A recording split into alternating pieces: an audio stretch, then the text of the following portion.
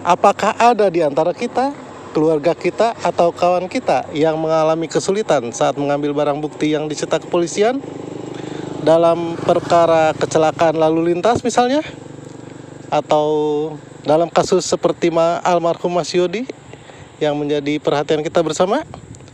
Sebenarnya, bagaimana cara mengambil barang bukti yang disita kepolisian tetapi belum sampai ke pengadilan dan divonis hakim? Sebelum kita lanjutkan, kita akan menceritakan pengalaman beberapa tahun lalu ketika kami masih menjabat sebagai Komandan Regu.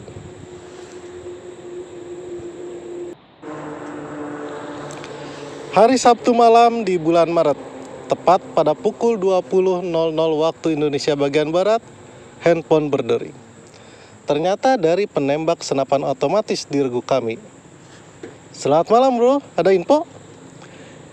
"Izin dan Ru, saya kecelakaan," katanya. "Sekarang saya ada di RSUD." "Oke, monitor, saya merapat." Karena berada di kota lain, meskipun waktu tempuh cuma 2 jam, kami melaporkan kejadian tersebut kepada Komandan Peleton dan Komandan Kompi. Atas petunjuk Komandan Batalion, kami berempat, Komandan Regu, saya, Komandan Peleton, Komandan Kompi, dan pengemudi berangkat menuju rumah sakit umum daerah di mana rekan kami dirawat. Sebelum ke rumah sakit umum daerah, kami melewati tempat kejadian perkara kecelakaan lalu lintas dan berhenti di sana, menanyakan keluarga dan pedagang sekitar yang menyaksikan kecelakaan tadi sore. Setelah mencatat informasi, kami menuju ke rumah sakit umum daerah. Rekan kami, penembak senapan otomatis, hanya mengalami luka ringan. Tidak ada luka parah karena memakai helm dan jaket tebal. Namun karena memakai alas kaki sandal gunung, jadi kaki kirinya mengalami luka lecet cukup dalam karena bergesekan dengan trotoar. Sementara korban lainnya, seorang pemuda mengalami luka hampir di sekujur tubuh. Kepalanya diperban, bibir jontor mencium aspal, tangan luka, bawah tangan lecet parah, kedua lutut diperban, kaki lecet, tapi untung masih hidup. Sehari-hari beliau bekerja sebagai petani. Dari keterangan masyarakat di sekitar TKP dan kedua korban, jadi kalau kecelakaan lalu lintas ya dua-duanya kita kira adalah korban kan. Kayaknya jarang ada orang yang dengan sengaja ingin celaka lalu kita sebut jadi pelaku kecelakaan. Ya, dua-duanya korban. Jadi saat rekan kami penembak SO melewati jembatan, ketika sedang melaju di jembatan, dari arah berlawanan tiba-tiba muncul sang pemuda menyalip truk box rokok masuk ke jalur kanan. Truk box rokok kan besar ya, kok maksa nyalip sih di jembatan lagi? Rekan kami sempat mengerem, namun karena posisi di jembatan di mana kiri adalah trotoar tinggi dan kanan mobil box, jadi tidak bisa menghindar dan ditabraklah rekan kami ini oleh sang pemuda yang melaju dalam kecepatan tinggi. Masyarakat segera menolong mereka berdua. Karena salah satu korban pingsan tidak bergerak, sang pemuda, masyarakat tidak berani mengangkat sampai datang petugas unit Laka Lalin dari Polres. Kedua korban dibawa ke rumah sakit umum daerah untuk mendapat perawatan, sedangkan sepeda motor diamankan di Polres. Oh, itu mungkin ya, makanya rekan kami penembak senapan otomatis cuma luka ringan karena dia ngerem kan berhenti, sedangkan si pemuda yang berprofesi sebagai petani luka parah karena dia lagi ngebut. Kami minta alamat si pemuda. Besok siangnya kami menuju alamat yang dituju, rumah pemuda yang sehari-hari bekerja sebagai petani, untuk menyelesaikan masalah kecelakaan lalu lintas ini dengan keluarganya. Kan dia yang salah, dia yang nyalip, dia yang nabrak. Meskipun luka parah ya harus tanggung jawab lah, ganti rugi kerusakan motor rekan kami.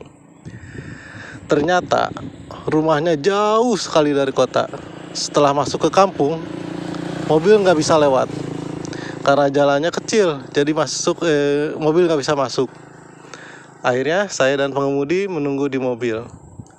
Komandan Peleton dan Komandan Kompi dibonceng motor kepala desa dan Bapak Babin Kamtibnas yang tadi kami temui di kantor kepala desa menuju ke rumah si pemuda.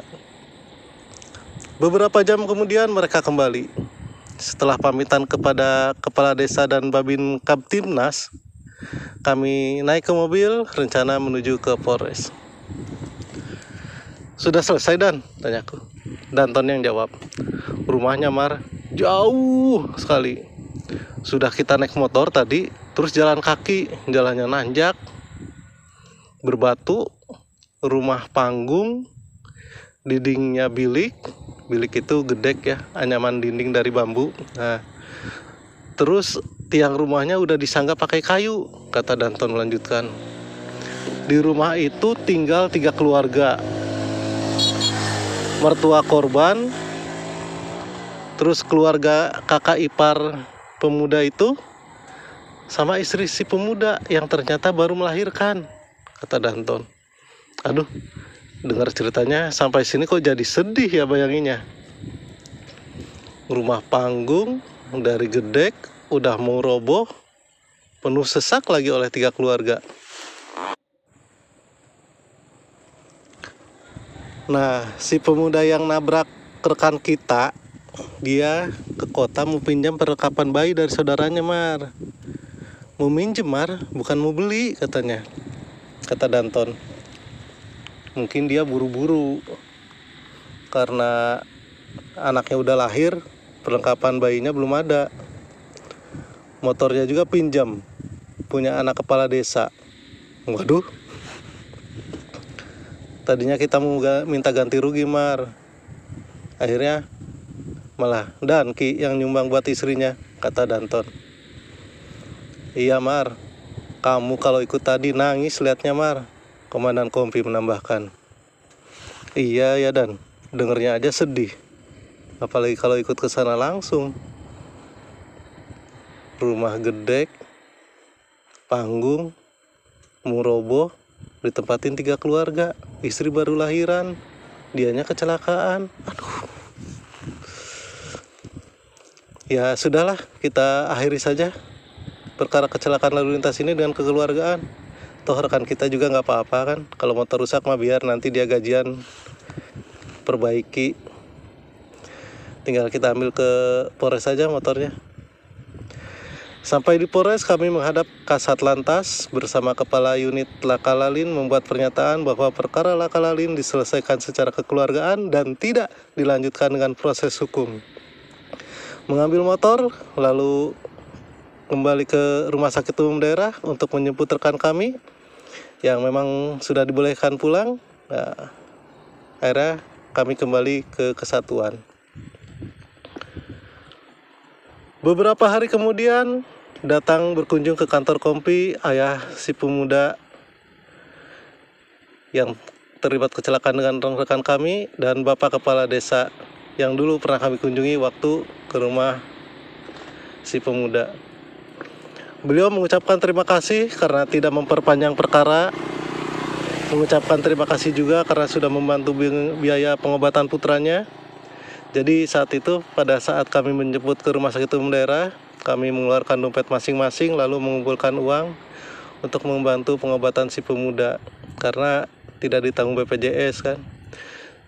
Sedangkan untuk jasara harja belum tentu untuk jasara harja kan belum tentu cair, terus kalau cair juga pasti prosesnya kan lama, diajukan dulu.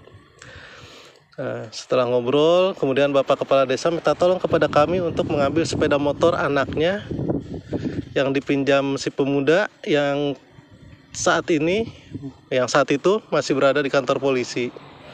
Karena kata beliau, untuk mengeluarkan sepeda motor itu beliau dimintai uang 4 juta rupiah. Walaupun kepala desa, uang sebesar itu kan gak sanggup buat beliau. Besar juga. Lagian yang pakai kan bukan anaknya, tapi semua pemuda, anak orang tua ini. Mau nuntut ke warganya, kan warganya kita udah tahu sendiri keadaannya begitu.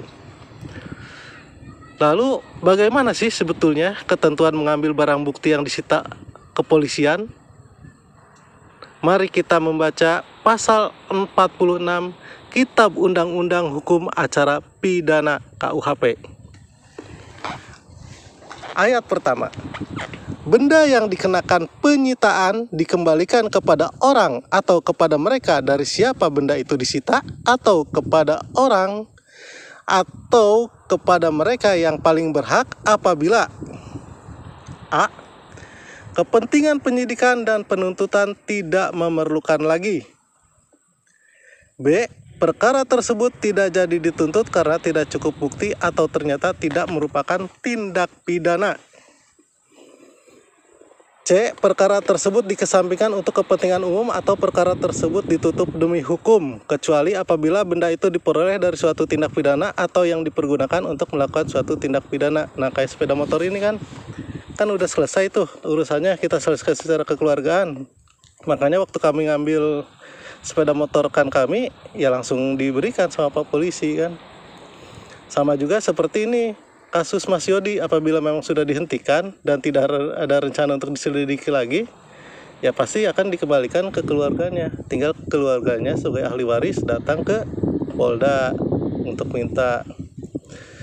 Nah, kemudian kita lanjutkan pasal 46 KUHP ayat 2. Apabila perkara sudah diputus, maka benda yang dikenakan penyitaan dikembalikan kepada orang atau kepada mereka yang disebut dalam putusan tersebut, kecuali jika menurut putusan hakim benda itu dirampas untuk negara, untuk dimusnahkan atau untuk dirusakkan sampai tidak dapat dipergunakan lagi, atau jika benda tersebut masih diperlukan sebagai barang bukti dalam perkara lain. Kecuali kalau udah diputus sama pengadilan, sama Pak Hakim kan, misalnya bendanya disita untuk negara, misalnya uang hasil korupsi. Ada mobil dulu lewat ya. Nah, kecuali udah diputus oleh hakim, apakah bendanya itu disita untuk negara kayak uang hasil korupsi kan, atau dimusnahkan kayak minuman keras atau narkoba, atau disita untuk negara untuk dirusakkan atau lainnya, itu kan bergantung keputusan hakim. Ini yang kita bicarakan barang bukti yang masih ada di kepolisian dan tidak sampai ke pengadilan. Nah, kemudian ada lagi ketentuannya selain KUHP. Pasal 19 Peraturan Kepala Kepolisian Negara Republik Indonesia Nomor 10 Tahun 2010 tentang tata cara pengelolaan barang bukti di lingkungan Kepolisian Negara Republik Indonesia. Ini ya, Pasal 19 Peraturan Kapolri Nomor 10 Tahun 2010.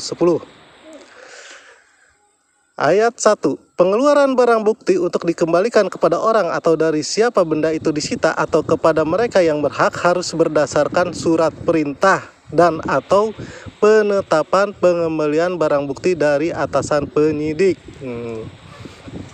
Berarti kalau yang Mas Yodi itu atasan penyidiknya siapa tuh? Direktorat Reserse Kriminal Umum atau Kapolda ya? Kepolisian yang lebih tahu itu. Ayat kedua, pelaksanaan pengeluaran sebagaimana dimaksud pada ayat 1. Ketua pengelola barang bukti harus melakukan tindakan A. Memeriksa dan meneliti surat perintah dan atau surat penetapan pengembalian barang bukti dari atasan penyidik. B. Membuat berita acara serah terima yang tembusannya disampaikan kepada atasan penyidik. Dan C. Mencatat dan mencoret barang bukti tersebut dari daftar yang tersedia. Dalam dua aturan yang menjadi rujukan kita, baik KUHP pasal 46 maupun Peraturan Kapolri Nomor 10 Tahun 2010 pasal 19, tidak diatur masalah biaya. Dan kita cari di peraturan Kapolri lainnya pun tidak ada. Kalau tidak diatur masalah biaya, artinya tidak ada biaya yang mesti kita keluarkan. Terus gimana kalau buat ATK? ATK, alat tulis kantor kepolisian, kan sudah ada anggarannya. Terus untuk uang lelah petugas yang mengerjakan surat administrasi dan warawiri sana sini, kan petugas sudah dapat gaji, tunjangan jabatan, tunjangan kinerja, uang lembur, uang perjalanan dinas, dan tunjangan lainnya. Kembali ke kepala desa yang minta tolong tadi. Akhirnya atas dasar kemanusiaan, Komandan Kompi atas petunjuk Komandan Batalion memerintahkan saya dan pengemudi kendaraan dinas Danki yang double cabin untuk mengantar kepala desa dan orang tua pemuda petani ke Polres. Karena kebetulan mereka berdua datang ke kesatuan kami menggunakan kendaraan umum. Mengambil sepeda motor seperti waktu kami mengambil sepeda motor milik rekan kami, dan sekalian mengantarnya ke rumah Bapak Kepala Desa. Sampai Polres kami disambut baik oleh Kepala Unit Lakalalin dan Kasat Lantas. Bapak Kasat Lantas, Kepala Unit Lakalalin langsung memproseskan waktu kita ngobrol, Pak, kita mau ngambil ini sepeda motornya milik Bapak ini yang terlibat kecelakaan dengan rekan kita. Oh iya katanya. Disambut baik kan, disuguhin minum juga. Terus setelah menunggu beberapa saat dan kepala desa menandatangani beberapa berkas, kami pun berpamitan. Sepeda motor yang setengah ringsek kami naikkan ke kendaraan. Dalam pembicaraan itu tidak ada sedikit pun kepala unit Lakalalin dan Bapak Kasat Lantas membicarakan uang atau biaya apapun. Malah ramahan, malah kita yang disuguhin. Nah, artinya memang tidak ada biaya untuk itu. Di perjalanan saya tanya kepada Bapak Kepala Desa, siapa yang minta uang 4 jutanya, Pak? Kata Bapak Kepala Desa, orangnya nggak ada waktu tadi di kantor polisi. Bisa jadi yang minta uang ke Kepala Desa adalah oknum penjahat yang menyusup di kepolisian untuk mencemarkan nama baik polisi. Atau bisa jadi dia adalah calo perkara. Karena ternyata banyak pula orang yang selain menjadi calo tiket, ada pula yang jadi calo CPNS, calo pajak kan, termasuk calo perkara. Ya mirip-mirip inilah Biro Jasa SNK dan BPKB gitu. Nah, kita sebagai masyarakat sebaiknya tahu aturan dan membiasakan diri untuk mengikuti prosedurnya.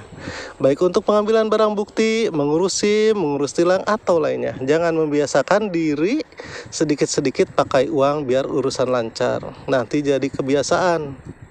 Pas jatuh di kita yang banyak uang mah nggak masalah. Kalau pas kena di orang yang belangsak nggak punya uang kan kasihan.